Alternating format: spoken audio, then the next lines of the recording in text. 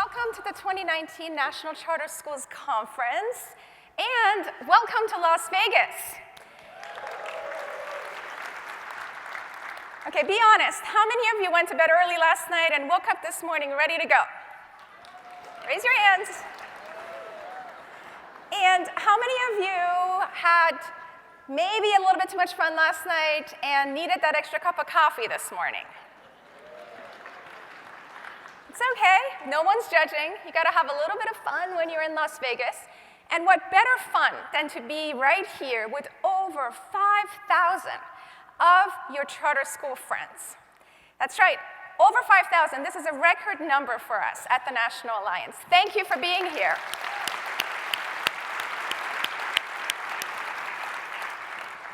I am so grateful to Majority Leader Teresa Benitez-Thompson and Assemblywoman Jill Tolles for their kind introduction, but even more importantly, for their leadership on behalf of charter schools right here in the great state of Nevada.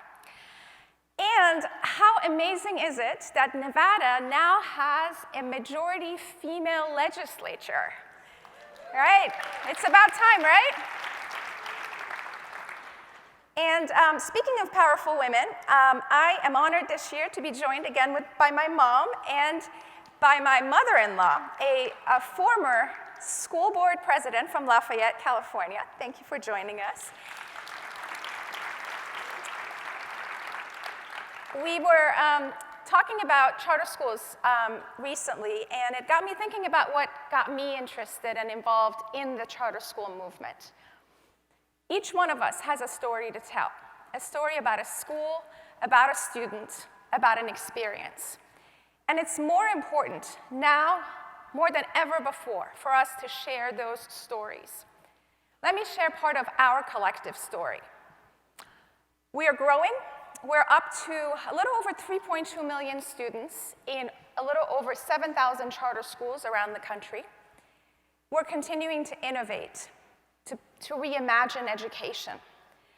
New approaches to teaching and to discipline, asking what our students need when they're not in our classrooms, or when they graduate from our schools and go on to college, or the military, or a career. We're also putting public dollars to good use. This is my favorite study. A new study by researchers at the University of Arkansas demonstrates that your schools are generating a 50% higher return on investment compared to other public schools. Give yourselves a hand. And yet, we still only get a fraction of the public dollars that follow students to traditional public schools. This year, I am pleased to announce a new partnership that we're launching with DonorsChoose.org. I'm sure you're familiar with them. They're the leading crowdfunding source that sends funding directly to public schools. If you visit the National Alliance website later this summer, you'll be able to find a special toolkit that they've created specifically for charter schools. This is our way of giving you an additional resource to help you raise money for your schools, your teachers, and your students. But of course, true equity for charter schools will only come when our students are receiving the same per pupil funding that other public school students receive. And that brings me to the other part of our story, and the part that, quite frankly, keeps me up at night, because our movement is at a crossroads. Over the past 20 years, we have grown at a rapid clip. But even though demand for our schools is on the rise, the supply of new schools is slowing down. And as my friend and board member, Senator Mary Landrieu, often likes to remind me, if you're not growing, you're dead. Our partners at NACSA, which sets the bar on charter school authorizers, say that growth is slowing down because not enough entrepreneurs are applying to open charter schools. So this past year, we asked our friends at the Parthenon Group to interview stakeholders and ask folks like you, what was it about this process that is not attracting enough entrepreneurs and keeping them engaged in the movement. Here's what they found. First, we need to be more open to newcomers. Opening a charter school should require careful vetting, but paperwork bureaucracy is burdensome for newcomers. A 500-page application discourages innovative charter school leaders and educators to apply. No one wants to jump through these complicated application hoops, right? We need to do a better job of attracting newcomers and helping them incubate their schools. Second, we need to expand into new regions. Our movement is focused on cities because that's where the need has been the greatest, but the need for innovation is also important in suburban communities and in rural communities. And our political survival right now is based and hinges on growing our movement into these communities. We need to be a presence in more neighborhoods, more towns, and more congressional districts. Third, and most importantly, the politics surrounding our space is getting nastier, and we need to start fighting back against the attacks far more aggressively.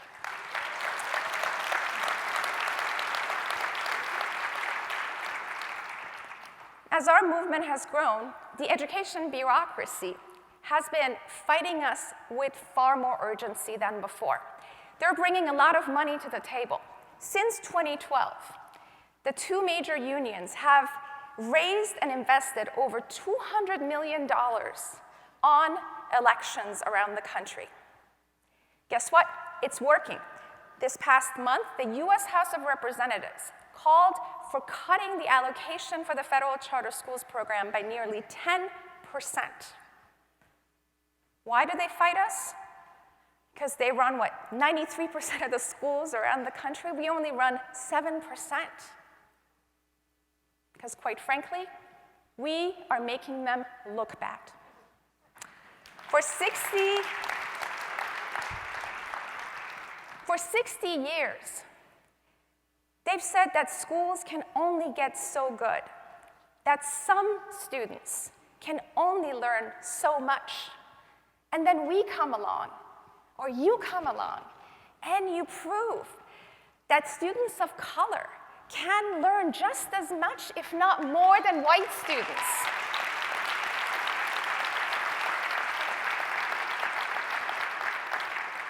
That our families care about their schools as much as suburban parents do. That our kids can graduate from college.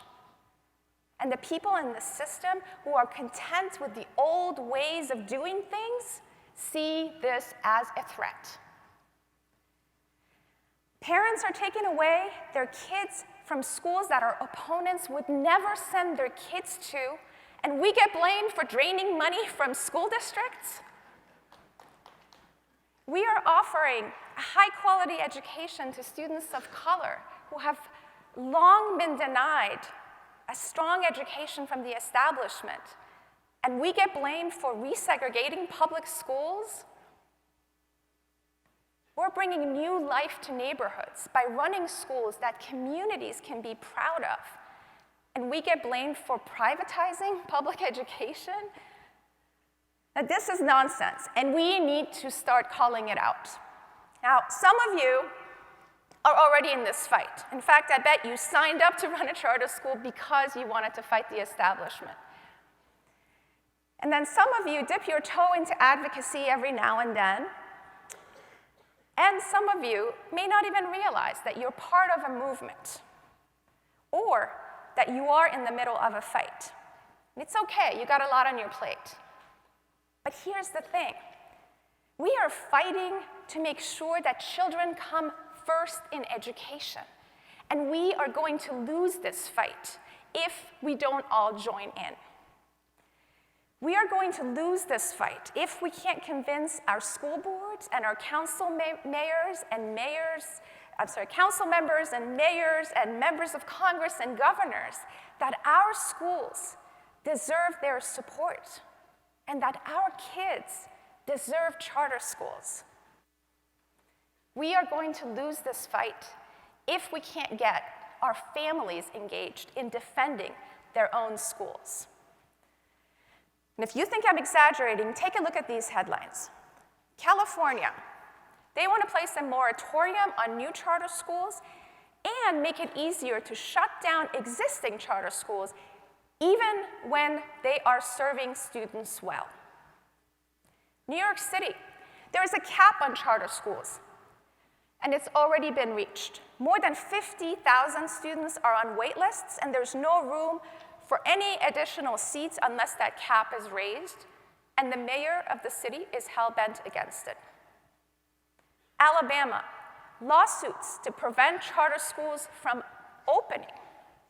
Missouri, charter schools are currently being sued because they have gotten funding through desegregation programs. So funding being taken away from charter schools because they're not considered public. Minnesota and New Jersey, lawsuits trying to blame charter schools for segregation, ignoring the systemic discrimination that has prohibited students of color from attending good schools for 60 years. This is what everyone in this room and the leaders at our 7,000 charter schools around the country are up against. It's a battle for survival. So what can you do? Now, we've long relied on data and lobbyists to make the case for our movement, and we have been effective with this strategy. But if you've watched the reaction to the teacher strikes on television over the past 2 years, you know that it's not lobbyists and academics and studies that get attention. It's educators, it's students, it's families. The world needs to hear the voices of our students, our families, and our teachers. Now, I know it's not easy to do advocacy work when you have so many other responsibilities, but it has to be done. Everyone in our schools, everyone in our community has to be engaged in winning this fight. Our opponents believe that students are enrolled in charter schools because their parents are not smart enough to know what's best for their kids. This is a myth based on arrogance and ignorance. We have to fight it. Carrie Rodriguez is one parent who's fighting this fight. Carrie had a tough childhood in Boston. She was abused, neglected, and at one point found herself sitting outside the State House on a park bench, wondering when the politicians inside the Capitol would do something to help kids like her. Maybe it's because she always had to speak up for herself, but Carrie discovered that she was a natural communicator and organizer. She went on to get her GED, went to college, and became a broadcaster. She used her platform to advocate for individuals and communities, and later became a community organizer with SEIU. But it was when her kids started school that she discovered her true calling. Her oldest son has special needs and was suspended from school 36 times in kindergarten.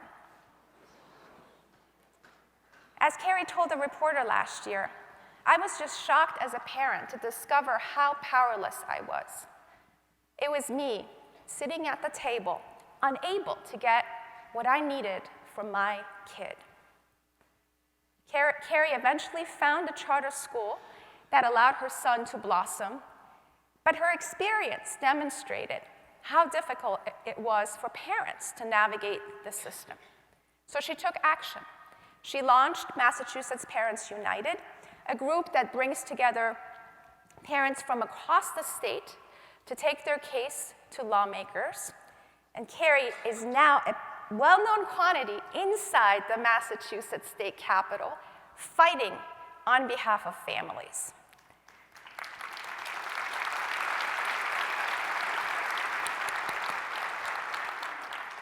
And all because she experienced the frustrations of a school that was failing her child.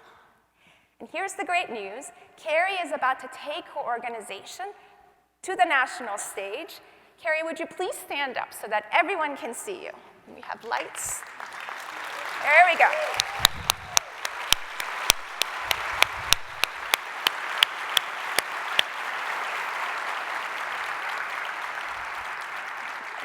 Carrie is here this week with a number of other advocates like her to tell her story and rally partners.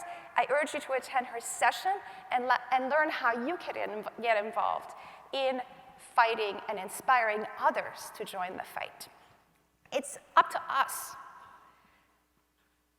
to demonstrate what our stories are about and tell how we're bringing opportunities to more families and more communities and more students around the country. School districts don't send students to us. We have to work on every relationship. Strong community relationships is not only going to make us better at what we do and get us more students, they will also make us stronger. So, my friends, I'm here today to humbly suggest that we cannot reimagine anything if we're not ready to fight for our schools. Think about Carrie Rodriguez sitting at her kitchen table, asking herself what she needed to do to help her son, and then realizing how many other families out there needed this kind of support. Not everyone can become a full-time organizer like Carrie, but everyone can follow her lead in joining the fight in their community. You can start by attending Carrie's session. You can also go to the National Alliance booth in the exhibit hall. Our team will help you tell your story by video recording it. We want to make sure that everyone sees and hears you.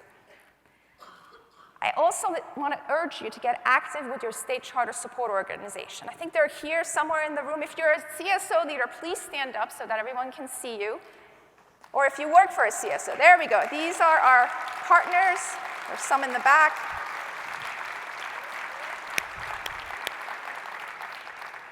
When you get active at the state level, you help us build the coalitions that we need to be more active at the national level.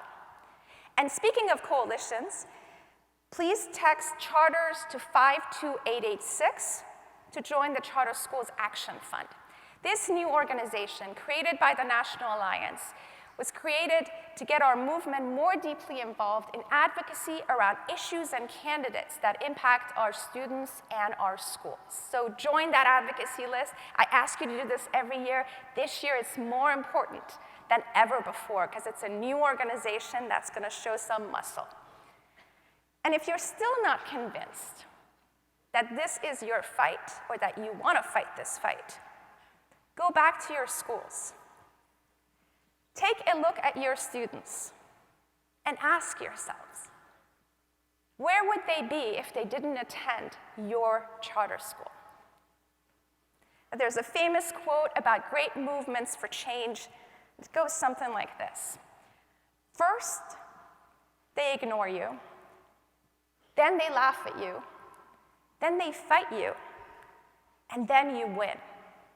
Our opponents are no longer ignoring us. They're also well past laughing at us. They are fighting us everywhere. And if we're going to win, we need you to show up for the fight. Thank you.